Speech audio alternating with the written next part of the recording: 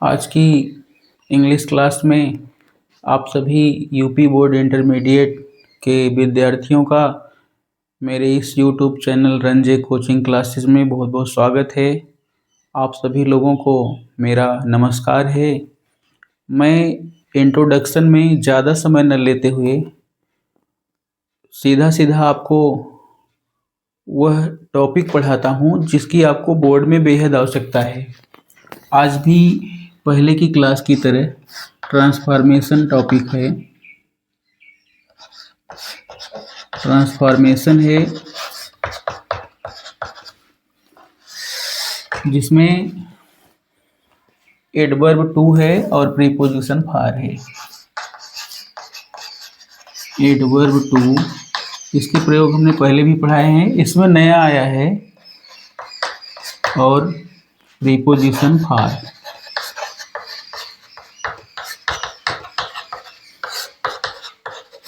For और plus से अपने साथ नाउन लाता है।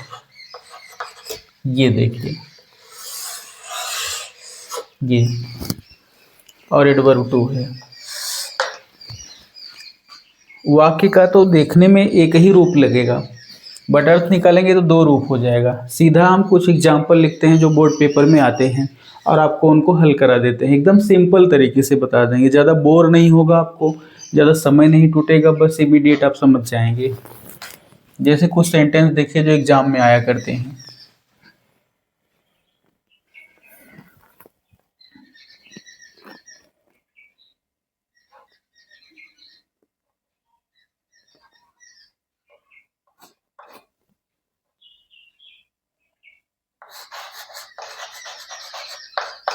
राम इज टू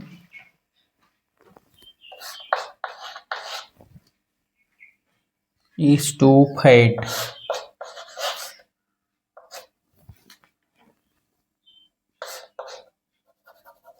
यहां तक टू हो गया, फिर यहां से फार लग गया।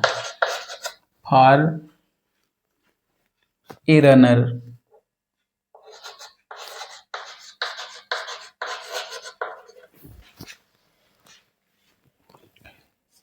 इसमें टी डबल आया, एडवर्ब टू आ गया। ध्यान से देखो, इसका दो भाग है, यहां से लेकर के यहां तक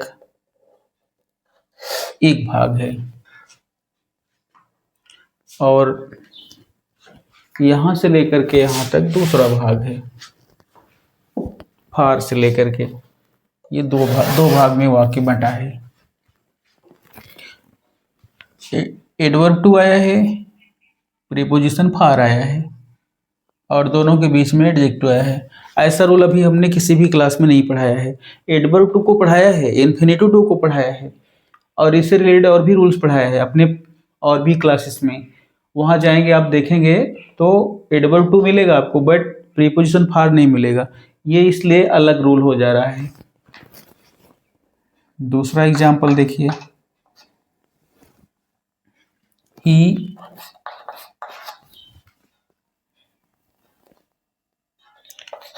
he was too weak। वो इतना कमजोर था। For a रेस्टलर।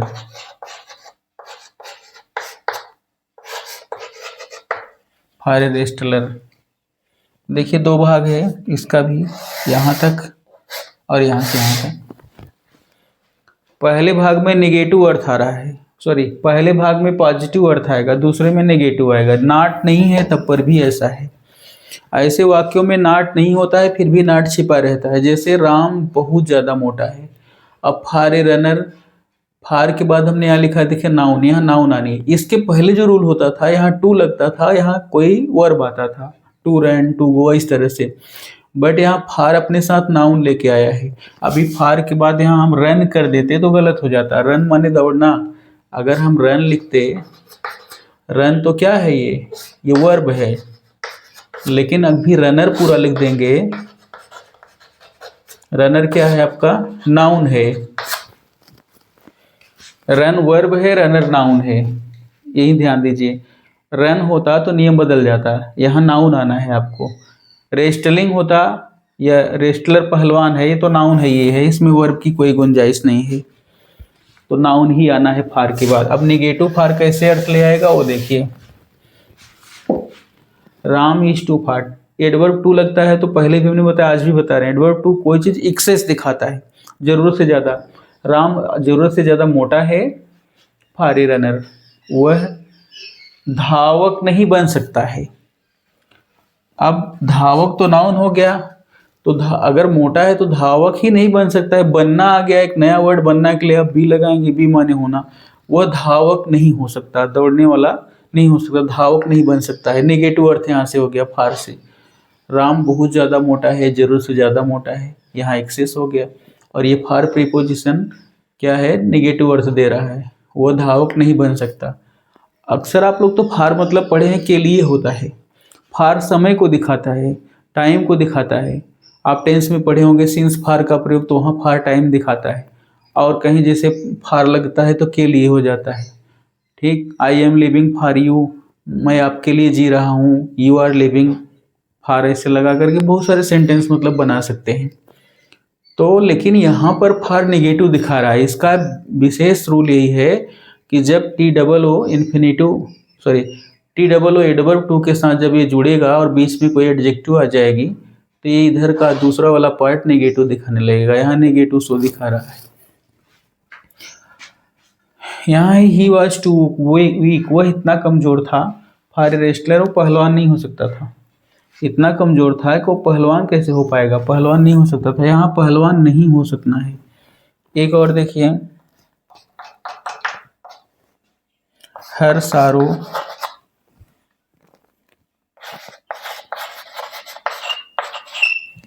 सारो was too deep for tears। देखो ध्यान से, हर सारो उसका दुख या कष्ट, was too deep इतना ज्यादा गहरा था, for tears। अब टीयर्स माने आंसू होता है, ये भी नाउन है, ये भी नाउन है, ये सब नाउन है।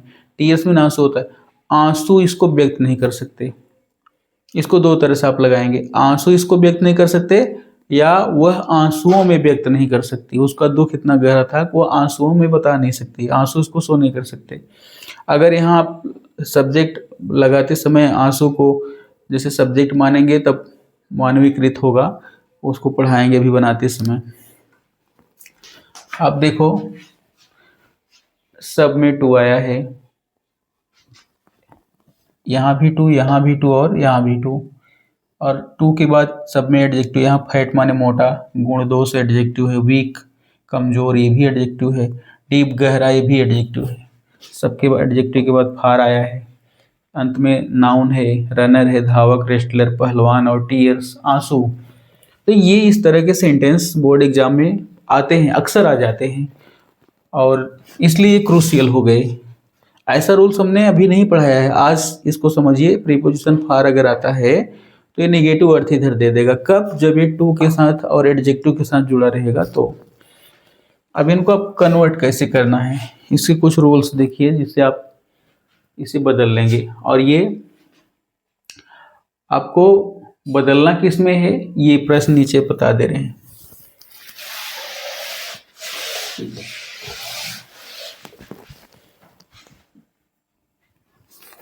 इसको लिखेगा ट्रांसफॉर्म द सेंटेंसेस। ये मान लो इसका जो आपको लिखना है वो पेपर में ऐसे नोटिफाई कर देगा।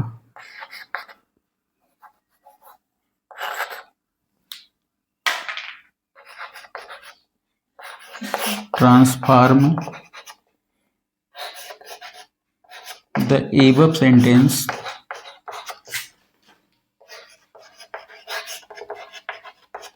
sentences removing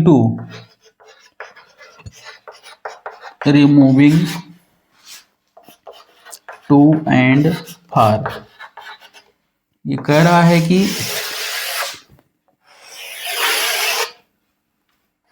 आप ट्रांसफॉर्म करिए इसका, ट्रांसफॉर्म द एबव सेंटेंसेस, ऊपर के वाक्यों का ट्रांसफॉर्म आप करिए, रिमूविंग टू एंड टू, दोनों टू को हटाकर, sorry, removing to and far, preposition to को हटाना है,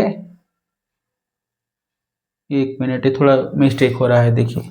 ट्रांसफॉर्म द एबव सेंटेंसेस, रूपांतरण कीजिए ऊपर के वाक्यों का, रिमूविंग हटा करके, एडवर्ब टू को हटा करके और प्रीपोजिशन फार को हटा करके, रिमूव करके लिख दिया, रिमूविंग टू एंड फार, मतलब ये दोनों हटा करके आपको करने हैं।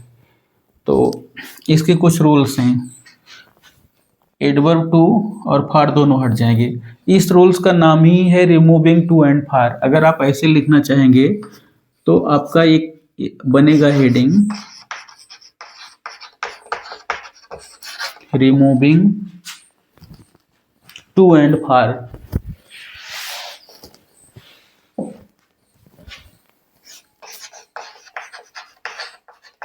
रिमूव टू एंड फार, मतलब एक पॉइंट हो गया। Remove to and far, to और फार को रिमूव कर दो, रिमूव मतलब हटा दीजिए। दूसरा पॉइंट आप क्या लिखेंगे, टू के स्थान पर सो लगाना है, टू जहां है वहां सो लगा दीजिए, टू सो में कन्वर्ट हो गया। एडजेक्टिव के बाद दैट लगा दीजिए दूसरे वाक्य के लिए,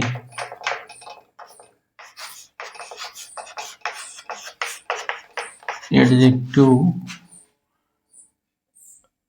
के पश्चात दैट,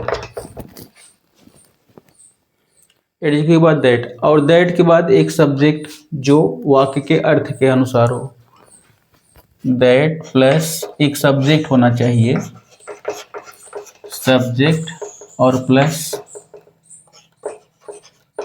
कैन नॉट यानी कांट या कोड नॉट, कोड नॉट। याद रखिए ये जो सब्जेक्ट है ये वाक्य के अर्थ के हिसाब से होना चाहिए, वाक्य के अर्थ के अनुसार।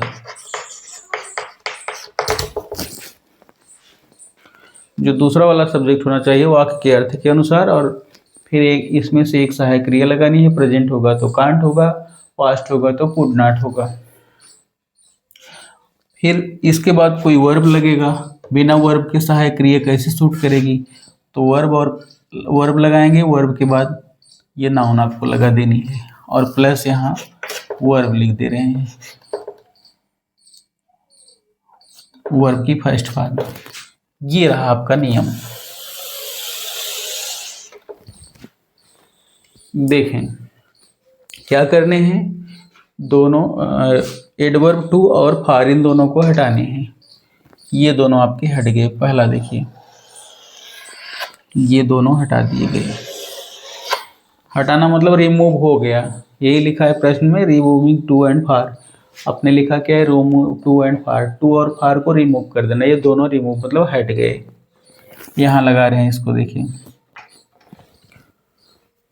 फिर क्या करना है आपको, टू के स्थान पर सो लगाना है, जहां टू है यहाँ सो आ जाएगा, बाकी यही रह जाएगा।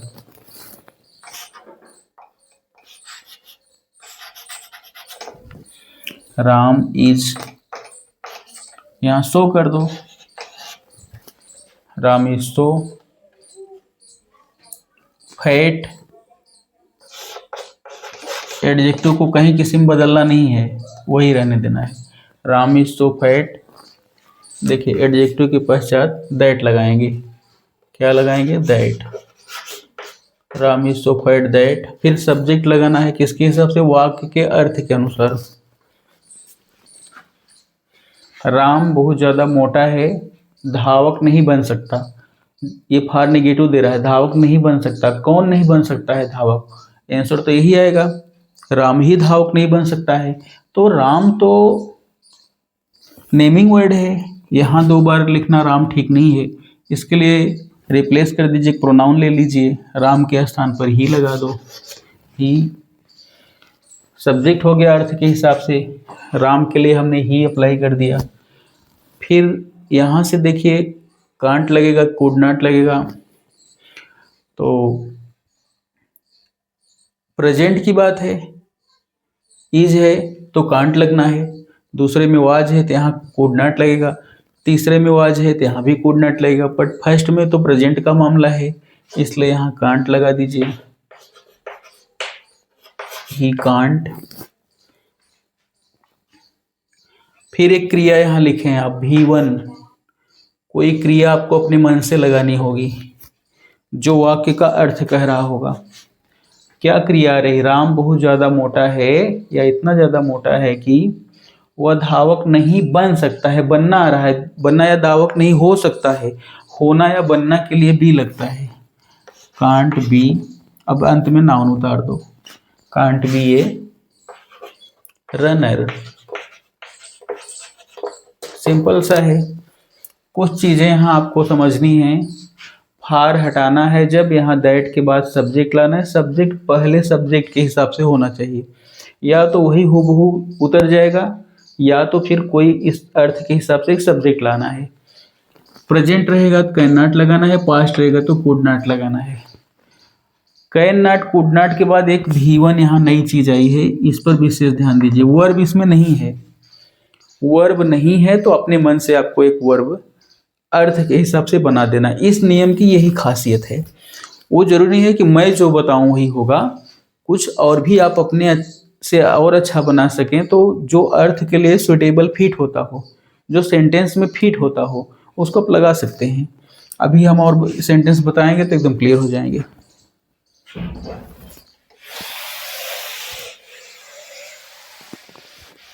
देखिए दूसरा, he was too weak, too हटना है,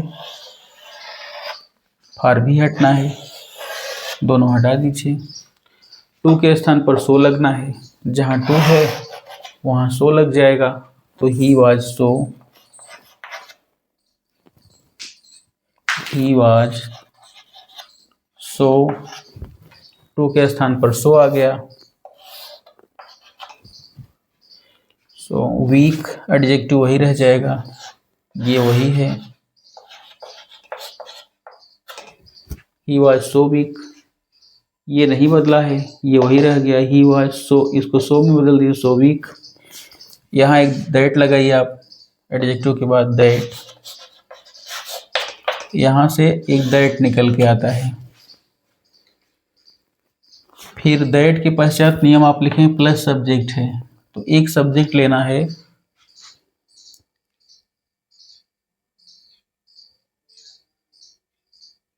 इसको पहले बता दिए क्या? नहीं, ठीक है, ठीक है। he was so weak that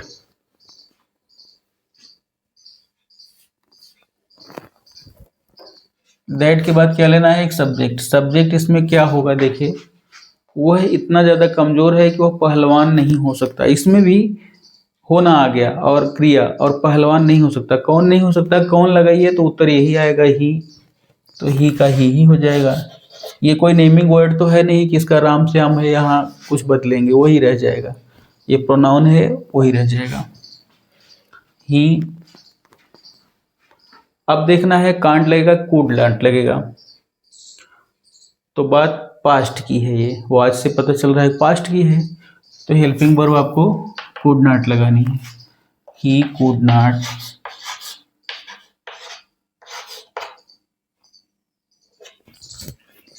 ये कुड नॉट। अब एक वर्ब लगाइए, पहलवान बनना या होना, होना आया है तो बी लगा दो। ही कुड नॉट बी, वह नहीं हो सकता है। क्या नहीं हो सकता है? ए रेस्टलर, ए रेस्टलर, तो वह एक पहलवान नहीं हो सकता है। कितना सिंपल है।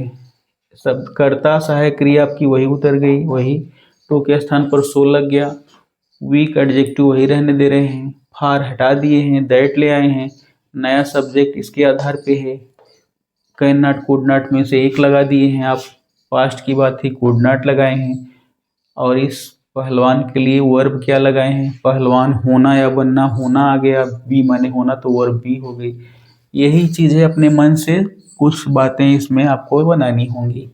जैसे यहाँ वर्ब अपने मन से ले आना है आपको,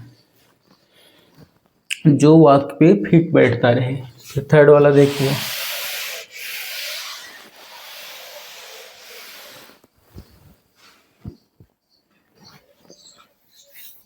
हर सारो वाज टू डीप 40 ईयर्स। उसका दुख, कोई फीमेल है, हर लगा है तो मतलब कोई फीमेल है। हर सारो वाज टू डीप, उसका दुख इतना ज़्यादा गहरा है। 40 ईयर्स, आंसू भी व्यक्त नहीं कर सकते। ध्यान दो इसको, उसका दुख इतना गहरा है कि आंसू इसे व्यक्त नहीं कर सकते। सही पूछिए तो ये होगा।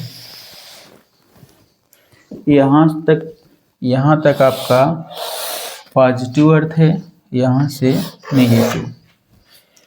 इसके दो मायने में आप इसको लगा सकते हैं। या तो वही आंसुओं में व्यक्त नहीं कर सकती, या तो आंसू उसके कष्ट को व्यक्त नहीं कर सकते। तो दूसरे वाले में तो सब्जेक्ट दो तरह का आप लग सकता है, तो दो तरह से इसको बता देंगे, चाहे जैसे आप लगाइए। हर सारो कॉपी हो जाएगा, इसको उतार लो।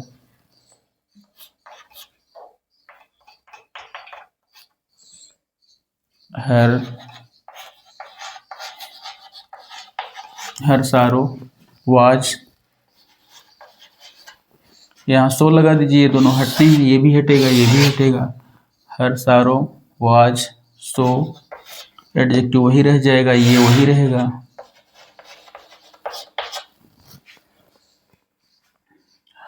क्या क्या वही रह गया, ये आपका वही रह गया, ये भी वही रह गया, वाज भी वही रह गया। बदले क्या हैं आप, टू को सो में बदले हैं। यही एक दूसरे में मतलब परिवर्तन हुआ है इसका, टू के स्थान पर सो हो गया है। फिर यहाँ पर क्या करेंगे आप, एडजेक्टिव के बाद एक कर्ता लाना है, दैट के पश्चात दैट लगा दो। सब्जेक्ट अब जो आता आ गई, देखो ध्यान से, उसका दुख इतना ज़्यादा गहरा है कि वह इसे आंसुओं में व्यक्त नहीं कर सकती। अगर यहाँ यही करता इसके लिए सी मान रहे हो तो एक वाक्य तो इस तरह से होगा, सी वाज पास्ट की बात है तो कुड नॉट लगाओ, सी कुड नॉट एक्सप्रेस, एक्सप्रेस माने व्यक्त करना, एक्सप्रेस इट किसको व्यक्त नहीं कर सकती, इसको माने आंसुओं को। इट किस में नहीं व्यक्त कर सकती, इट इन टीयर्स। उसका दुख इतना ज़्यादा गहरा है कि वह कुड नॉट एक्सप्रेस व्यक्त नहीं कर सकती है। इट माने इसे, ये डिमोन्स्ट्रेटिव वर्ड है, इट आंसुओं के लिए आया है। इट इन टीयर्स माने आंसुओं में।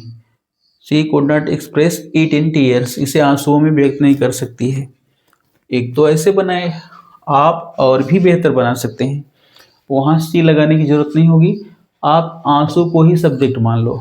अगर आंसू सब्जेक्ट का काम करने लगेंगे तो जैसे आंसू दुख को व्यक्त नहीं कर पाएंगे, तो आंसू को क्या मानेंगे आप, एक ऑब्जेक्ट मानेंगे, वस्तु, और वो भी लाइफलेस, पावरलेस। तो आंसू को जब सब्जेक्ट मानेंगे आप तो यहाँ एक अलंकार लगने लगेगा। उस अलंकार का नाम है पर्सनिफिकेशन, मानवीकरण। जब कोई निर्जीव ऑब्जेक्ट सजीव की तरह काम करने लगती है तो वहाँ मानवीकरण होता है। फिलहाल उसको छोड़ दीजिए, अभी तो इसको दूसरे तरह से चेंज करके देखिए। एक ये सही है आपका। अब सेकंड टाइप से देखो, मैंने पहले ही बताया था कि इसका कोई एक फिक्स नहीं है, इसके लिए सेंटेंस का जो अर्थ है उसके भाव के हिसाब से आप कई तरह से बदल सकते हैं। अब दूसरा किस तरह से चेंज होगा देखो, इसी को आप ऐसे बना सकते हैं, हर सारो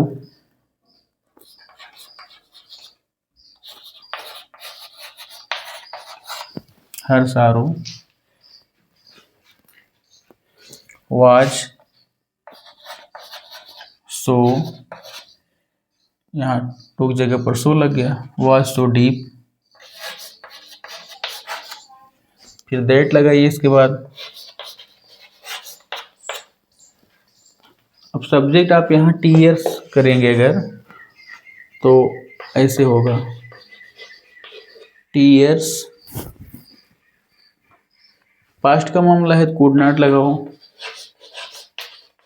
कुड नॉट एक्सप्रेस इट, इस तरह से होगा ये। देखें यहां पर हमने सब्जेक्ट जो से लिखा था उसको नहीं लिखा, टीयर्स लिख दिया। आंसू कुड नॉट एक्सप्रेस, इसे व्यक्त नहीं कर सकते। आंसू किसको व्यक्त नहीं कर सकते? सारो दुख को। और दुख को व्यक्त कौन करता है, कौन नहीं करता है? कोई मनुष्य करता है। और जो मनुष्य करता है वही यहाँ कौन कर रहा है? यहाँ टीयर्स कर रहा है, ये आंसू। इसका मतलब इसका मानवीकृत किया गया है, ये मनुष्य की तरह आंसू काम करने लगा यहाँ। तो एक वे में समझ सकते हैं कि इसे कुछ समय के लिए पर्सनिफिकेशन कहा जा सकता है। ठीक, और भी मायने में वो हाइपरबोलिक चीज़ें हैं कि दुख इतना ज़्यादा है आंसू व्यक्त नहीं कर सकते, तो उस वे में नहीं जाना है। बस आपको चाहे ऐसे चेंज कर देना है, चाहे ऐसे चेंज कर देना है। ये दो सेंटेंस हैं इसके लिए। नेक्स्ट दे रहे हैं वो आपके लिए है, या एक और समझिए, क्लियर हो जाएंगे।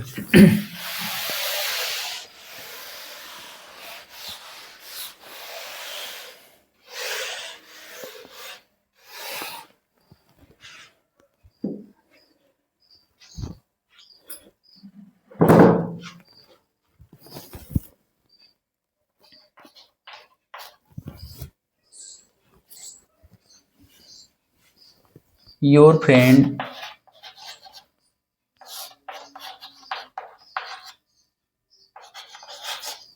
is too lazy, तुम्हारा मित्र इतना ज़्यादा लेजी है, इतना सुस्त है, फॉर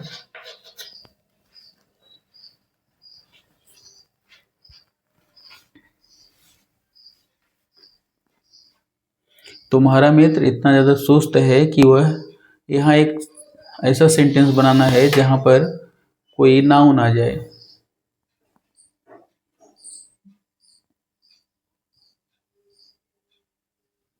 क्या नहीं हो सकता है? प्लेयर कर दे रहे हैं। यहाँ एक नाउन हमने प्लेयर लगा दिया। तुम्हारा मित्र इतना ज़्यादा आलसी है कि वह प्लेयर नहीं हो सकता। ध्यान दो, आलसी लेजी मतलब बहुत ज़्यादा, मैंने बताया टू एक्सेस दिखाता है ज़रूरत से ज़्यादा। तुम्हारा मित्र ज़रूरत से ज़्यादा आलसी है। अब यहाँ से नेगेटिव अर्थ हो गया। अब वह प्लेयर, प्लेयर माने खिलाड़ी। अब अगर ऐसे अर्थ लेंगे खिलाड़ी के लिए तो अर्थ नहीं निकलेगा, क्योंकि फार माने के लिए होता है, वो अलग चीज़ है। यहाँ पर यह फार नेगेटिव दिखा रहा है, कब? जब ये टू के साथ जुड़ा है तब। तो एक टू यहाँ पर है, यहाँ फार है, बीच में लेजी है, तो ये नेगेटिव दिखाएगा। वह प्लेयर मतलब खिलाड़ी नहीं बन सकता, खिलाड़ी नहीं हो सकता है। ये वाक्य है आपको लगाने के लिए, इसको लगाइएगा। एक और दे रहे हैं, उसको भी लगाइएगा।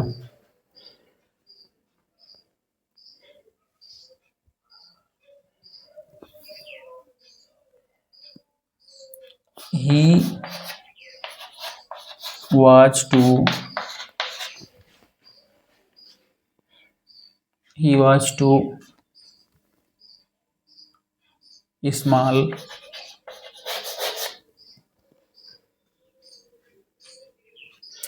स्मॉल कह लीजिए, या फिर हाँ स्मॉल ही चलेगा। He was too small for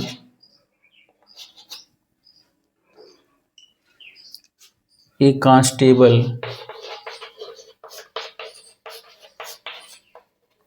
ये दो सेंटेंस आपके लिए हैं, आप इसको सॉल्व करिएगा और सॉल्व करके आंसर कमेंट बॉक्स में लिखिएगा। हम हर एक स्टूडेंट का कमेंट देखते हैं और उसमें अगर दिक्कत हो तो वो भी लिखिएगा, उसे हम फिर से नेक्स्ट क्लास में उसको कंप्लीट करेंगे।